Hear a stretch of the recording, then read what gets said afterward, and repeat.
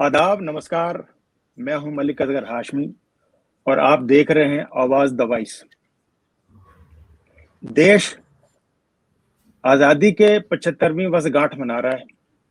इस दौरान हर कौम, हर वर्ग इस समीक्षा में लगा हुआ है कि इन 75 सालों में उसने क्या हासिल किया, क्या खोया, कुछ मिला या नहीं मिला। इसी तरह मुसलमान भी समीक्षा करने में लगे हुए हैं कि इन 75 सालों में उन्हें मिला क्या। हालांकि इन 75 सालों में देश के कई राष्ट्रपति मुसलमान हुए, राज्यपाल भी हुए, कई ओहदेदार भी हुए। बावजूद इसके सच्चर कमेटी और रंगनाथ मिश्र आयोग जैसी कमेटियां जो रिपोर्ट दे चुकी हैं, उससे एक अलग तस्वीर बनती है। फिर बार बार पूछा जाता, कहा भी जाता है कि मुसलमान 75 सालों में ठगे गए। वाकई ठगे गए? इन सवालों का जवाब देने के लिए हमारे साथ मौजूद हैं बहुत ही मशहूर, नामचीन जफर सरेसवाला। इनकी तारीफ के कोई मोहताज नहीं, ये तारीफ के। और फिर भी मैं ऐसे बता दूं इनको कि ये एजुकेशन को लेकर के काफी काम कर रहे हैं और ये मौलाना आजाद नेशनल यूनिवर्सिटी के पूर्व चांसलर भी रहे हैं। आज भी मदरसे के मॉडर्नाइजेशन पे काफी जोर दे रहे हैं, काफी काम कर रहे हैं। तो पहला पहला सवाल जफर साहब आपसे यही है कि क्या 75 सालों में मुसलमानों को कुछ नहीं मिला? देखिए, ऐसा नहीं है कि नहीं मिला, बल्कि मैं समझता हूं कि देखिए, आदमी जो है पहले मुहासिबा करे, जिसको हमारे यहाँ इस्लाम में और दीन में उसकी बहुत ज्यादा अहमियत है। ये अपने अपने आप का हिसाब किताब करना। यानी रसूलुल्लाह सल्लल्लाहु अलैहि वसल्लम ने फरमाया कि जो बेहतरीन नेकी है वो मुहासिबा करना है। यानी रात को तन्हाई में सोने से पहले आदमी अपने दिन भर के कामों का हिसाब किताब करे कि मैंने क्या गलत किया या क्या सही किया, किसी का नहीं, अपनी जात का।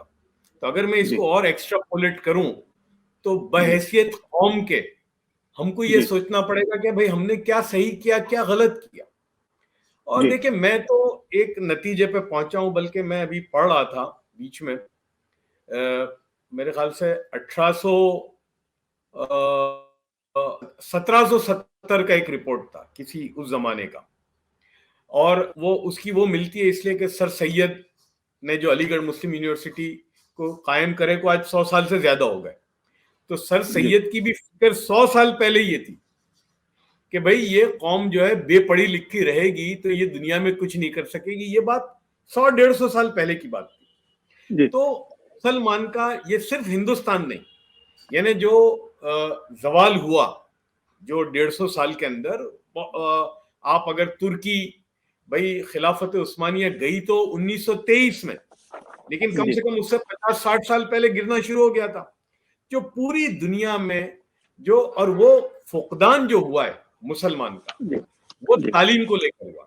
यानी जो कौम किसी जमाने में तालीम याफ्ता थी, यानी यूं कहते हैं आज से 400-500 साल पहले बड़े बड़े मुफक्किर उस जमाने के, कि यूरोप जो जिंदा है वो मुसलमान और मुसलमानों ने जो तालीम वहां लेकर गए थे उसकी बुनियाद पर थी। तो हमारा जो शाख था जिसकी वजह से हम दुनिया में चमकते थे, या हमारी चमक थी जिसकी वजह से, वो धीमे धीमे धीमे निकलती चली गई हमारे अंदर से। और फिर ये हुआ कि भाई आजादी के बाद जो तकसीम हुआ मुल्क, तो उसमें एक बहुत बड़ा नुकसान ये हुआ मुसलमानों को कि जो क्रीम था, खासतौर से यूपी और बिहार का जो क्रीम तबका था, पढ़ा लिखा तबका था हैदराबाद का, वो चला गया पाकिस्तान। तो रह कौन गए? तो मैं समझता हूं कि ये हमने ही अपने आप को तालीम की तरफ लगाया नहीं। हुकूमतें तो देखिए आती हैं चली जाती हैं, वो कोई उसको मैं ये समझता हूं, या मैं उसको यूं कहता हूं कि हमारे पास बर्तन ही नहीं था। भाई बारिश का पानी गिरता है, लेकिन उसको समेटने के लिए आपके पास बर्तन तो चाहिए। तो मुल्क के अंदर जो तरक्की हुई, जो हुआ, डेवलपमेंट हुआ, वो डेवलपमेंट किसके पास आता कि जो जिसके पास बर्तन, मैं वो बर्तन जो है वो तालीम थी। और ये फिक्र सर सैयद ने 100-150 साल पहले की थी। और मैं समझता हूं कि अगर अलीगढ़ मुस्लिम यूनिवर्सिटी ना बनती तो इस कौम का इससे भी ज्यादा बुरा हाल होता। तो ये हासिल हुआ नहीं हुआ भी है, लेकिन हमने खुद ने बहुत सारे जो मौके मिले उसका फायदा हमने नहीं उठाया। जी। आपको लगता क्या कि मुसलमानों के सोच में बदलाव की जरूरत है? अब इस बदलाव को कौन लाएगा? मुसलमान का नया नेतृत्व नहीं उभर रहा है, इसकी क्या वजह है? आप इसको कैसे देखते हैं? देखिए, ये मैं अभी है ना, जिसको मैं कहता हूं कि हमारे मसले जो हैं, मैं उनको दो तरह से तकसीम करता हूं, हर एक जी, का, आपका, मेरा, सबका। एक मेरा मसला ये है कि मैं उसको हल तब तक नहीं कर सकता जब तक आप मेरी मदद ना करें। जी, मसला वो है कि मुझे किसी की जरूरत नहीं है, वो मैं खुद उसको हल कर सकता हूं। तो हमारा जी, प्रॉब्लम यह है कि जो मसला दूसरों के मदद की जरूरत है, जिसमें उसको हल जी, करने में तो हम पूरी जिंदगी लगा देते हैं, लेकिन जो मैं खुद कर सकता हूं उसके ऊपर हमारी तवज्जो बहुत कम है। अब जो आपने सियासी जो बात जी, की, पॉलिटिकल जो है, अब उसमें ऐसा है कि आप डिपेंडेंट हैं सियासी पार्टियों पर। भाई वो जी, पार्टियां आपको टिकट ही नहीं देंगी, आपको आपको वो टिकट ही इलेक्शन में लड़ने के लिए नहीं देंगी, तो आप वहां जाओगे कैसे? तो जी, मैं समझता हूं कि उसको थोड़ी देर के लिए साइड पे करके हम दूसरे मसले को देखें। और जी, वो ऐसा है कि वो अगर आपके पास आ गया, इसको मैं जी, यहूदी कौम जो है उससे मैं देखता हूं जी, कि जो कौम, आप देखिए कि हिटलर ने जो उनके साथ किया, जी, या उससे पहले भी, यानी अगर अमेरिका के अंदर अगर आप देखें तो मुझे अगर आप उसकी तहकीक करें तो 100 साल पहले तक मैनहट्टन जो अमेरिका का यानी न्यूयॉर्क का जो मरकज जी, है, वहां पर यहूदी जगह नहीं ले सकते थे। जी, इंग्लैंड के बहुत सारे इलाकों में मैंने देखा कि 100-150 साल पहले वो वहां पर बिल्कुल वो कोई चीज ले नहीं पा रहे थे, और उनके खिलाफ एक बड़ा जबरदस्त मार्ग के अंदर वो 70 साल पहले ही, बहुत ज्यादा देर नहीं गई उसको, जी, उन्होंने क्या किया? उन्होंने अपने आप को तालीम में झोंका, हर फील्ड में, जी, ऐसा नहीं कि एक फील्ड में, साइंस में, टेक्नोलॉजी में, लॉ में, इंजीनियरिंग में, और उन्होंने अपने आप को ऐसा इंडिस्पेंसेबल बना दिया कि लोग चाहे उनसे नफरत करते हो लेकिन उनके बगैर नहीं चल सकता। तो ये जी, काम मुसलमानों को करना पड़ेगा। और देखिए, मैंने ये देखा भी, इसराइल गया मैं, मेरा इसराइल ऑलमोस्ट 6-7 दिन घूमना हुआ, अलग अलग उनकी जो टेक्नोलॉजी के बड़े बड़े जो सेंटर थे, उनके इंक्यूबेशन सेंटर थे, उनकी जो जी, और जो टेक्नोलॉजी की जो कंपनियां थी, उनकी जो इन्वेंशन की कंपनियां थी, वो जब मैंने देखा तो वो बोलते हैं ना, घोड़े के चश्मे पहनकर उन्होंने अपने आप को ऐसा लगाया कि बहुत सारी टेक्नोलॉजी ऐसी है इस वक्त दुनिया में कि आप उनके बगैर नहीं कर सकते। तो ये आपको जी, डेवलप जी, करना पड़ेगा बहैसियत कौम के। तो अब आपने जो सवाल पूछा जी, कौन करेगा, देखिए सियासी पार्टियां जी, बिल्कुल नहीं करेंगी। वो अपने, उनको जी, अपने इलेक्शन, अपने वोट से मतलब है। वो आप डेवलप हो जी, नहीं हो वो तो हमने देख लिया। अगर ये जी, सियासी पार्टियां खुद अगर करती तो 70 साल में ये हाल नहीं होता। ये जो जी, कुछ जी, भी अगर करना है तो हमें करना है। और मैं समझता हूं जी, कि मुस्लिम सिविल सोसाइटी के लोगों को आगे आना पड़ेगा, दानिश्वर जी, लोगों को, और उनको ये लीड करनी पड़ेगी। जी। नहीं, इसे आपने हमारी और आपकी जो बातचीत थी उसमें 2 पहलू निकले, एक सियासी पहलू निकले और एक नज़रिया का पहलू निकला कि एक तरफ ओवैसी जैसे लोग कहते हैं कि सत्ता के भागीदारी में जब तक सत्ता में भागीदारी हमारी ठीक-ठाक नहीं होगी, तो हम विकास नहीं कर सकते, हमारी बात नहीं सुनी जा सकती। एक तो पहलू यह है। दूसरा जो आपने जो इज़राइल का ज़िक्र किया, उसमें सोच की बात है। तो मैंने मैंने जो पहला सवाल किया था कि मुसलमानों की सोच में ये बदलाव कौन लाएगा, कैसे लाएगा? तो पहला सवाल तो यही है। मैं चाहता हूँ कि थोड़ा-सा इसको और थोड़ा व्याख्या करें आप इसकी कि सोच में कैसे बदलाव आएगा? मैंने इज़राइल में भी देखा, इसलिए कि मैं इज़राइल भी रहा और मैं फ़लस्तीन भी गया। मैं फ़लस्तीन में भी जी, ऑलमोस्ट 5 दिन घूमा। जी, इस तरफ रमल्ला की साइड पे, वहाँ जाने का मौका नहीं मिला। इधर जो है, जो बॉर्डर जी। जहाँ हमास की हुकूमत है, हमास के वहाँ, मतलब हाँ, वहाँ वहाँ जाना नहीं हुआ। लेकिन जब इधर मैं गया तो वहाँ भी एक सोच का बदलाव फ़लस्तीनियों में आ रहा है, ज़बरदस्त, अच्छा जी। क्वाइटली। जी, हाँ, जी, इसलिए कि फ़लस्तीन भी देखा, और इसलिए मैंने जितनी तालीम याफ्ता कौम, अगर मेरा अरब दुनिया में भी जाना बहुत हुआ है, मैंने फलस्तीनियों को जितना तालीम याफ्ता देखा प्रोपोर्शनेटली, इतना और अरब दुनिया में नहीं देखा। यानी वहां भी तालीम में लगे हुए हैं नौजवान अरब। और वहां क्या हो गया है कि इजराइल जो हाई टेक्नोलॉजी में है और उसका जो नीचे की जो टेक्नोलॉजी है सपोर्टिंग, जैसे हमारे यहाँ अगर आप देखें किसी जमाने में आज से 30 साल पहले बेंगलोर में ये मेडिकल जो वो जो ट्रांसक्रिप्ट वगैरह का जो काम शुरू हुआ था लोअर लेवल का टेक्नोलॉजी में, धीमे धीमे वहां से शुरू हुआ, फिर आपके कॉल सेंटर हुए और धीमे धीमे यानी अमेरिका की बहुत सारी कंपनियां डिपेंडेंट थी इंडिया पर, है ना, बेंगलोर और ये जो वहां पर जो डेवलप हुआ वो ऑलमोस्ट चीज अभी फलस्तीन में हो रही है। जो सेकेंड और थर्ड लेवल का जो है टेक्नोलॉजी उसमें फलस्तीनी बहुत जबरदस्त पैमाने पे आ रहे हैं। यानी ब्लू कॉलर जॉब जो है अभी इजराइल टोटली फलस्तीनियों पे डिपेंडेंट है। और फलस्तीन इसलिए कि वहां रमल्ला और वो इलाका जो है वहां खामोशी है। उन्होंने देख लिया कि लड़ाई झगड़ा करने से या ये जो इंतफादा करते थे या सब वो करने से कोई हासिल नहीं होगा, हमको तालीम के अंदर अपने आप को लगाना पड़ेगा। और मैं तालीम याफ्ता हो गया ईमानदारी और अमानतदारी के साथ तो सबको मेरी जरूरत है। वो मैंने नहीं देखा वहां पर मैंने टेक्नोलॉजी के पार्क देखे फलस्तीन में जबरदस्त अंदाज में, बड़ी बड़ी कंपनियों के वहां पर रहने सेंटर हैं। मैंने ट्विटर का, फेसबुक के, गूगल के बड़े बड़े सेंटर फलस्तीन में भी हैं। तो मतलब मुसलमानों को भी यही रास्ता यहाँ पर भी इख्तियार करना पड़ेगा। और अब आपने बताया सियासी भागीदारी, अरे भाई आप बताओ कि मुसलमान भागीदार था कि नहीं था भाई? पहले 50 साल या 55 साल में जो हुकूमत आई तो मुसलमान थे भागीदार में, तो फायदा किसको हुआ? वो मुसलमान जो उस पार्टी को रिप्रेजेंट करते थे या उनके मिनिस्टर थे या उनके एमपी थे, तो उनकी तो जिंदगी बच गई, लेकिन क्या उन्होंने उस कौम की जिंदगी को बनाया? तो अगर मुसलमान इस पर ही खुश हो जावे कि साहब 4 मुसलमान एमपी हैं, 5 मिनिस्टर हैं, अगर यही हमारी खुशी की चीज है तो मैं समझता हूं कि हमसे ज्यादा बेवकूफ कोई नहीं होगा। इसलिए कि वो जो मुसलमान आएगा बेचारा, उसकी वफादारी तो उस पार्टी के साथ रहेगी और वो अपनी जिंदगी बनाएगा। हाँ, वो आप जितने भी देख लो जो इतने सालों में 70 साल में जो मुसलमान मेंबर ऑफ पार्लियामेंट या मिनिस्टर बने या जो राज्यपाल बने या जो बने, तो उन्होंने अपने आसपास के लोगों की तो जिंदगी बनाई, बल्कि जिस इलाके से भी वो आते थे उन्होंने उस इलाके में भी कुछ भी नहीं किया। तो मैं समझता हूं कि ये सियासी पार्टी में जो लोग हैं उन पे अगर हमने डिपेंड किया कुछ भी नहीं होगा।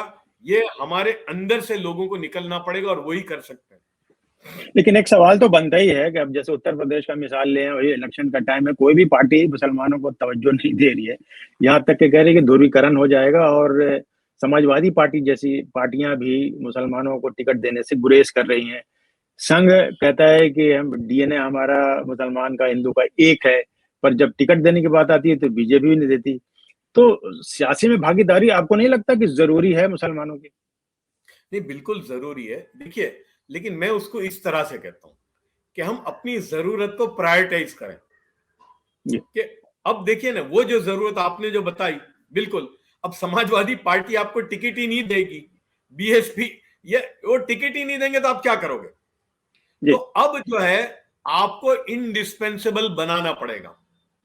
मुझे याद है मेरे घर में हमेशा बंबई में एक राउंड टेबल हुआ करती है जिसमें सलीम खान, हमारे जो सलमान खान के वालिद हैं, महेश भट्ट हैं और भी दानिश्वर लोग जमा होते हैं। कभी हम यूएस काउंसिल जनरल को भी बुलाते थे, कभी कनाडा के हाई कमीशन को, और इस तरह से एक राउंड टेबल होता था। मुझे बहुत अच्छी तरह से याद है कई साल पहले यूएस काउंसिल जनरल साहब भी आए थे और वो जब नया नया हुआ था मुसलमानों को वीजा नहीं मिलते थे, नौजवानों को वो स्टूडेंट वीजा वगैरह नहीं मिलते थे। तो सलीम साहब ने एक बात कही कि भाई देखो, प्रॉब्लम यह है, उसको कहा काउंसिल जनरल को, कि असल में मुसलमान सही मायने में मुसलमान नहीं है। या ना, उन्होंने उसकी एक एग्जांपल दिया कि सही मायने में मुसलमान क्या होता। कहा कि जिस दिन ये मुसलमान वो मुसलमान हो गया तो आप भी हमारे घर लाइन लगाओगे हमको ले जाने के लिए, बस इतना सा फर्क है। तो मैं मुसलमानों को ये कहता हूं कि आंखें खुली रखें, कान खुले रखें, ये सियासी जो चल रहा है यूपी में और सब देखे, लेकिन अपने आप को अब जो है ना, क्योंकि वो रास्ते में तो आप डिपेंडेंट हो उनको, वो आपको टिकट ही नहीं देंगे, तो तो अब आप क्या करो, अपने आप को ऐसा काबिल बनाओ तालीम की बुनियाद पर, ईमानदारी और अमानतदारी के साथ, कि ये नहीं संघ वाले भी आपके घर पे लाइन लगाएं ले जाने के लिए। इसलिए कि देखिए, काबिल आदमी और ईमानदार और अमानतदार ये दुनिया में हर एक को चाहिए। एक डाकू जो होता है ना, वो भी चाहता है कि उसके घर में जो काम करने वाला हो वो ईमानदार हो और काबिल हो। तो मैं समझता हूं कि मुसलमानों को अपने ड्राइंग बोर्ड पे आने की जरूरत है और इस रास्ते से अपनी रेलेवेंस को मुल्क में बनाने की जरूरत है। और ये रास्ते से हो सकता है, अच्छा ये आसान है क्योंकि इसमें आपको किसी की जरूरत नहीं है भाई, आपको पढ़ाई करने में, तालीम याफ्ता बनने में, इम्तिहानात देने में, यूपीएससी के एग्जाम में, कैट की एग्जाम में, नीट की एग्जाम में, ये जितनी जेई के एग्जाम में, ये इम्तिहानात में बैठने से आपको कौन रोकता है, मेहनत करने से कौन रोकता है। तो मैं समझता हूं कि हमको अपने ख्याल को थोड़ा बदल कर अब इस तरह से सोचने की जरूरत है। अच्छा, मुसलमान तो ये सोचता है कि जो भी करना है हमारे लिए वो सब सरकार को करना है, हमें कुछ नहीं करना है। यानी कि अधिकार की तो बात करते हैं लेकिन कर्तव्य की बात नहीं करते। इसकी क्या वजह है? उनको ये भी चाहिए, वो भी चाहिए। देखिए, सरकार जो है बहुत, सिर्फ सरकार जो है ना फैसिलिटेटर है, वो फैसिलिटेट ही कर सकती है। सरकार उससे ज्यादा नहीं कर सकती, चाहे कोई भी सरकार हो। मेरा 20 साल से बहुत करीबी सरकारों से ताल्लुक, चाहे कोई भी गवर्नमेंट हो, करना तो आपको पड़ेगा। देखिए, ये हिंदुस्तान जो है ये कोई सोशल सिक्योरिटी का स्टेट नहीं है कि भाई डोल आएगा। गवर्नमेंट की स्कीमें हैं, जब गवर्नमेंट स्कीम अनाउंस करती है तो वो ओपन होती है। अब प्रॉब्लम यह है कि हमारा जो मुसलमानों का बहुत बड़ा तबका है उसको मालूम ही नहीं है कि गवर्नमेंट की क्या क्या स्कीमें अवेलेबल हैं। तो अब इसमें जो मुसलमानों का जो दानिश्वर तबका है, जो पढ़ा लिखा तबका है, उसको कौम को एजुकेट करना पड़ेगा। सरकार तो देखिए अनाउंस कर देती है, कोई सरकार आपने देखा है कि कोई सरकारी अफसर लोगों के घरों में जाता है देने के लिए? नहीं, वो आपको उसके लिए जो तैयारी होनी चाहिए वो आपको करनी पड़ेगी। अच्छा, हम तो कई मामलों में बड़ा रिजिड है, मतलब हम खुद को बदलना नहीं चाहते। खासतौर से जैसे मदरसे को लेकर के आप काफी काम कर रहे हैं, तो वो लगता है कि उसको उसी जैसे पुराने ढर्रे पे चल रहा है मदरसा, उसी तरह से चलने आना चाहिए। इसी तरह से बार बार मस्जिद में लाउड स्पीकर को अजान, मस्जिद में जो लाउड स्पीकर से अजान होता है उसको लेकर के, तो इस तरह की सोच में, या ये जो कुरान पंथी है, इस सोच को कैसे बदला जाए, इसको कैसे दूर किया जाए? नहीं, देखिए मदरसों में तो मैं आपको बताऊं, वैसे भी देखिए मदरसों में तो अबाउट 4% मुसलमान बच्चे, 4% से ज्यादा नहीं है मदरसों में। लेकिन फिर भी ये मदरसों में पिछले कई सालों से बहुत चेंज आ रहा है। यानी मैं जानता हूं कि बहुत सारे मदरसे वहां पर अब इंग्लिश, मैथ्स और साइंस पढ़ाई जाती है, कंप्यूटर की तालीम दी जाती है।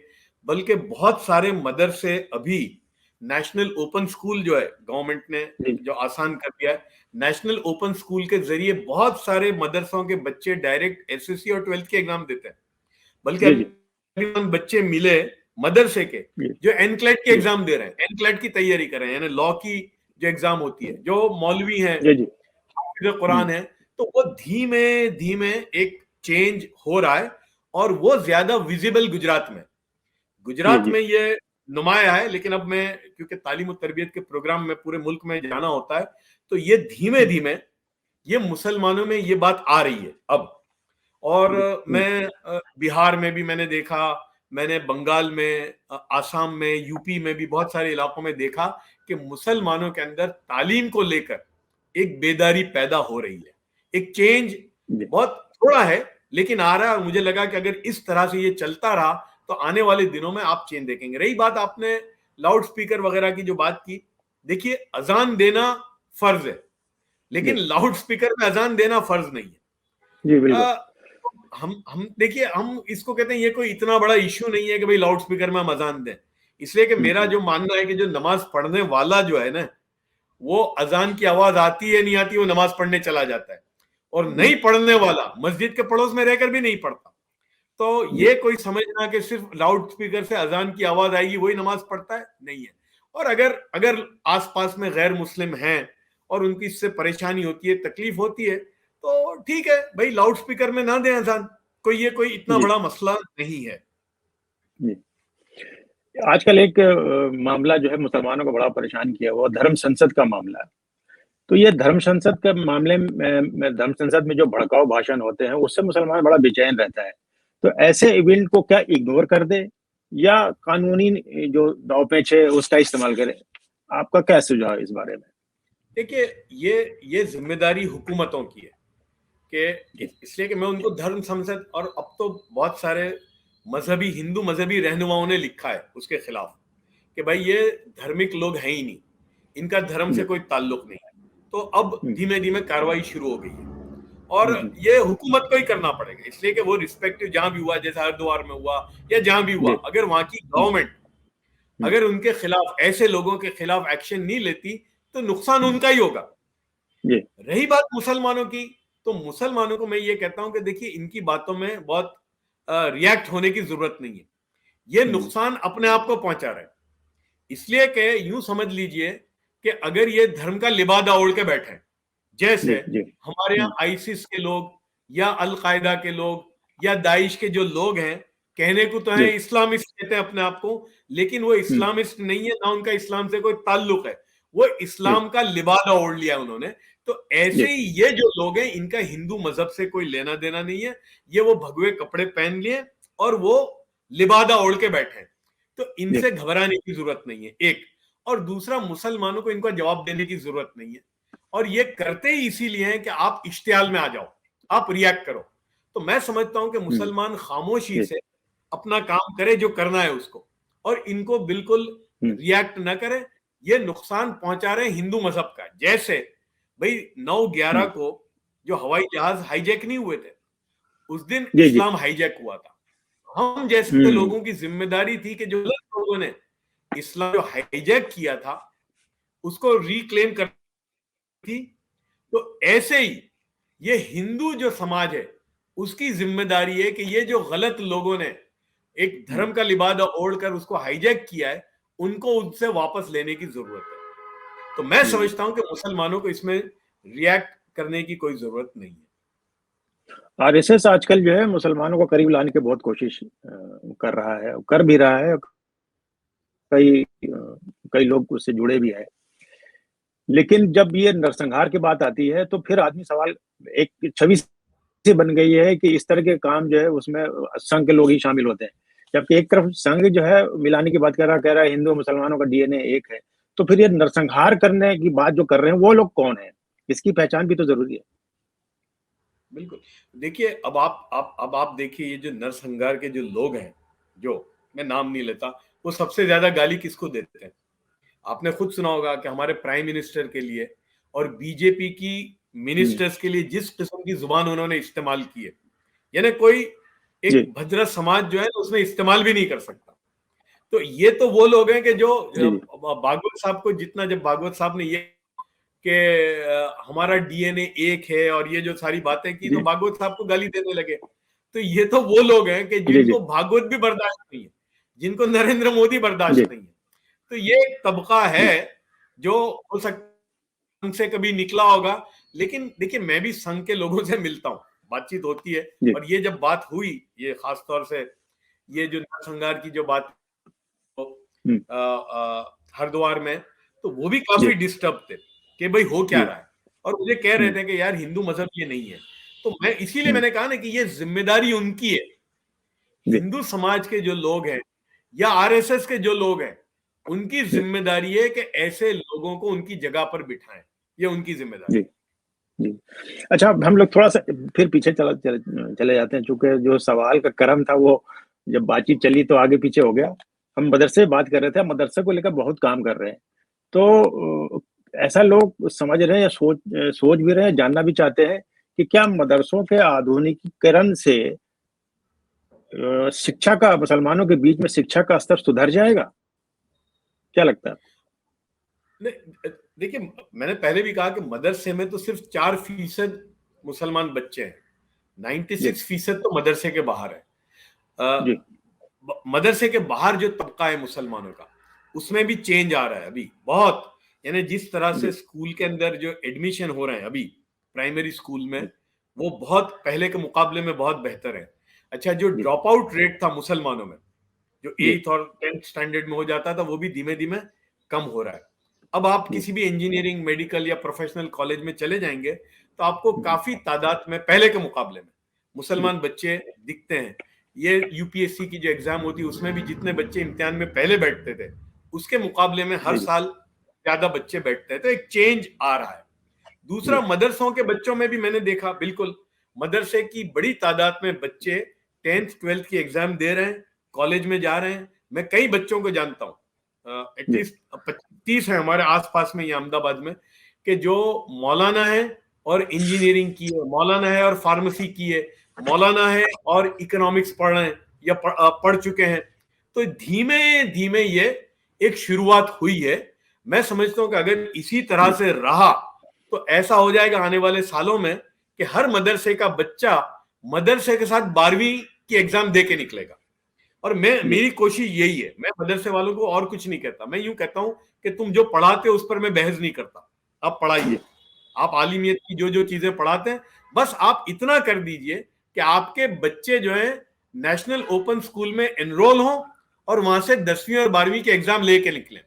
यानी वो जब आलिम बन के निकले तो 12वीं भी करके निकले। और फिर मैं एक और बात कहता हूँ कि हमें मालूम नहीं था, लेकिन बहुत सारी यूनिवर्सिटियां हिंदुस्तान की, उन्होंने सालों से मदरसे, सब नहीं लेकिन 200-250 मदरसे हैं जिनकी डिग्री को equivalent to first year BA BCom किया है। यानी मदरसे से जो बच्चा निकले वो सीधा बीए बीकॉम में जा सकता है। और दूसरा, मैंने मौलाना आजाद में जब करके निकला था, मैं जो सबसे, मैं समझता हूँ कि मेरा अगर कोई काम मुझे अगर याद रहेगा पूरी जिंदगी, वो था कि हमने 2015 में 250 मदरसे आइडेंटिफाई किए थे और हमने ये किया था कि वो मदरसे का जो बच्चा आएगा हम उसको एडमिट कर लेंगे मौलाना आजाद नेशनल उर्दू यूनिवर्सिटी में। हमने ब्रिज कोर्स बनाया वहां, वो ब्रिज कोर्स में जाए और उसके बाद फिर वो इंजीनियरिंग में जाए, फार्मेसी में जाए, इकोनॉमिक्स पढ़े, जो भी पढ़े। तो वो 2015 में, और वो बच्चे अब निकल रहे हैं। और अभी वापस, अब मेरे जाने के बाद थोड़ा वो कमजोर हो गया था, लेकिन इस साल उन्होंने फिर उसको बढ़ाया है। तो इस तरह के बहुत सारी चीजें अब डेवलप हो रही हैं। तो अब ये जरूरी है कि भाई हमारे बच्चे इसका फायदा उठाएं। जी, अभी मैं वो पढ़ रहा था जब आपके बारे में, तो ये बात भी थी, सामने आई थी कि आपने कुछ इस तरह से जोड़ा है उर्दू यूनिवर्सिटी को। एक बात है, बड़ा गंभीर बात भी है कि जब भी किसी अच्छे मुसलमान से बातचीत करी जाए तो वो हमेशा तालीम की बात तो करना भी चाहिए, और मेडिकल, जेई और सब चीज़ों की बात होती है। अभी ओलंपिक जब हुआ तो मुसलमानों का प्रतिनिधित्व बिल्कुल ही नहीं था, जबकि नीरज चोपड़ा ने एक गोल्ड लाया तो उस पर करोड़ों की बारिश हो गई। तो मुसलमान बच्चे जो है, यूथ खिलाड़ी बन करके उभरे, उससे एक तो पूरे कम्युनिटी की तस्वीर बदलती है। दूसरी बात है कि उसका खुद का भी जो है, वो खुद भी पढ़ा लिखा ना हो लेकिन खेल में अच्छा हो, तो वो भी जो है बायसियत हो जाता है। तो संगठन बहुत काम कर रहे हैं मुसलमानों के, कई तंजीमें हैं जो आईएएस आईपीएस की तैयारी करा रहे हैं, मेडिकल की तैयारी करा रहे हैं, इंजीनियरिंग करा रहे हैं, पर खेल को लेकर के मुसलमान संगठन गंभीर नहीं है। इसकी क्या वजह है?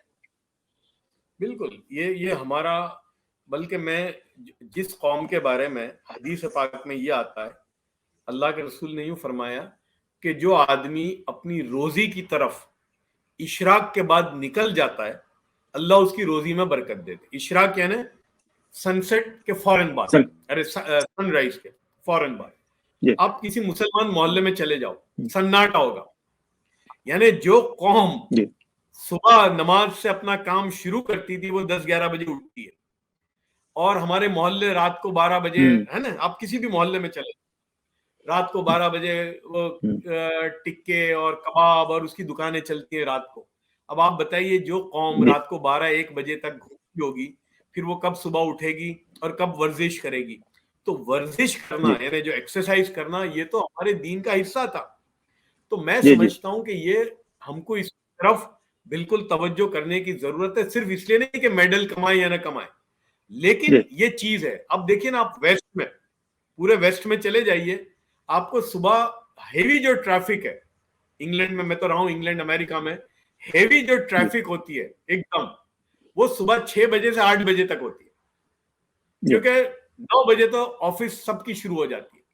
तो जो लोग जल्दी उठते हैं तो जल्दी वो अपना वर्जिश भी करते हैं, फिजिकल एक्सरसाइज भी होती है और वो जल्दी खत्म भी करते हैं।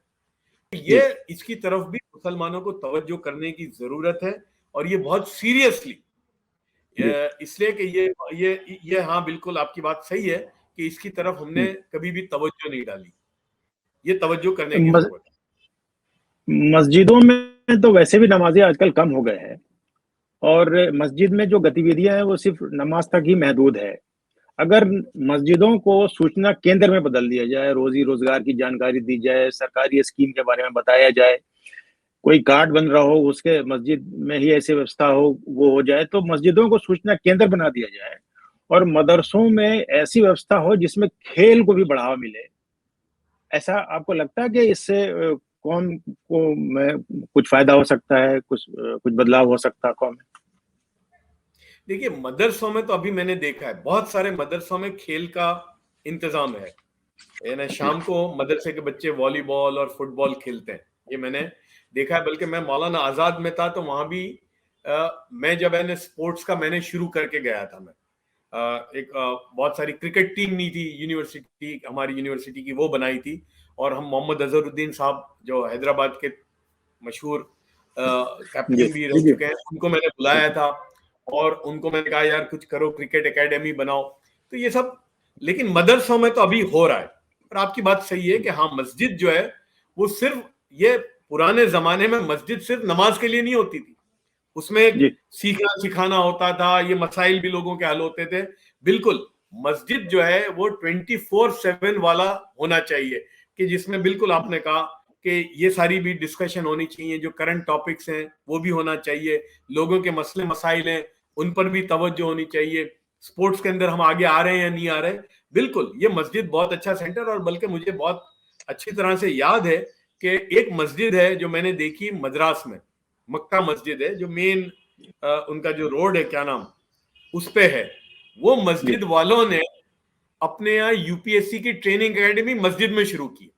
तो नीचे जमात खाना है, पहले माले पर, पहले मंजिल पर लड़कों की हॉस्टल है, सेकंड मंजिल पर लड़कियों की हॉस्टल, और फिर लाइब्रेरी है, और वहीं वो बच्चों की ट्रेनिंग प्रोग्राम होता है।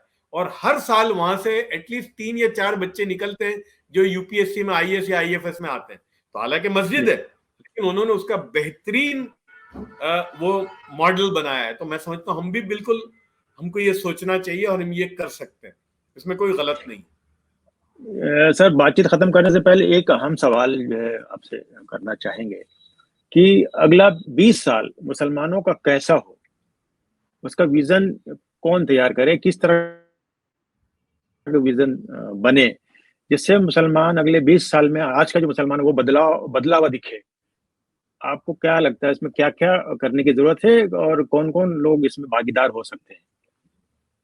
देखिए, मैं तो आगे वही जो मेरा सब्जेक्ट जितने सालों से, मैं समझता हूं कि तालीम पर मुसलमान पूरी तरह से लगाए अपने आप को। यानी क्यों मैं बोलता हूं कि तालीमी याफ्ता हो गई कौम, पूरी कौम, यानी अभी लिटरेसी की बात नहीं है, यानी हाईएस्ट लेवल का एजुकेशन, जिस फील्ड में जाए, चाहे ज्योग्राफी पढ़े लेकिन उसमें आखिरी दर्जे पर पहुंचे, चाहे संस्कृत पढ़े तो संस्कृत का पंडित बन के निकले, अरबी पढ़े, मदरसे आए, कुरान की तशख्खुस करे, या फिका में जहां भी जाए, मदरसे में जाए, इंजीनियरिंग करे तो आखिर में जाए। यानी ये पूरा फोकस करके अगर मुसलमान ये तय करे कि हमको तालीमी याफ्ता बनना है, तो बोलते हैं ना, everything else will fall in place. क्योंकि ये होगा तो बहुत सारी चीजें अपने आप हो जाएंगी। और ये इसलिए मैं कहता हूं कि ये हम सब कर सकते हैं, हमें इसमें किसी की मदद की जरूरत नहीं है, हर आदमी हमारा कर सकता है। और अब सरकार की इतनी सारी स्कीमें हैं इसको लेकर, तालीम को आगे बढ़ाने को लेकर या तालीम याफ्ता बनने को लेकर के, और वो आराम से मिलती है सबको, स्कॉलरशिप्स भी अवेलेबल है, बहुत सारा अवेलेबल है, बहुत सारी सोसाइटियां हैं, बहुत सारे इदारे हैं। तो मैं समझता हूं, और ये कौन करे, ये हमारे जैसे जो ऑलरेडी तालीम याफ्ता हैं या जो कारोबार में जिन्होंने कुछ अपना मकाम पैदा किया है, उनको ये अपनी जरूरत समझकर इस किस्म के नौजवानों को एक रास्ता दिखाने की जरूरत है, इनको आगे आना चाहिए। जनाब, आपसे बात करके बहुत अच्छा लगा और मेरे ख्याल से हमारे दर्शकों को भी बहुत अच्छा लगेगा। चलने से पहले आपको मैं बता दूं कि 23 जनवरी को आवाज द वॉइस 1 साल पूरा कर रहा है। मैं चाहता हूं और हमारे दर्शक भी चाहते हैं कि आप जैसे लोग शुभकामनाएं के 2-4 शब्द कह दें, ताकि हमारा भी हौसला बढ़े और हमारे देखने सुनने वाला का भी हौसला बढ़े।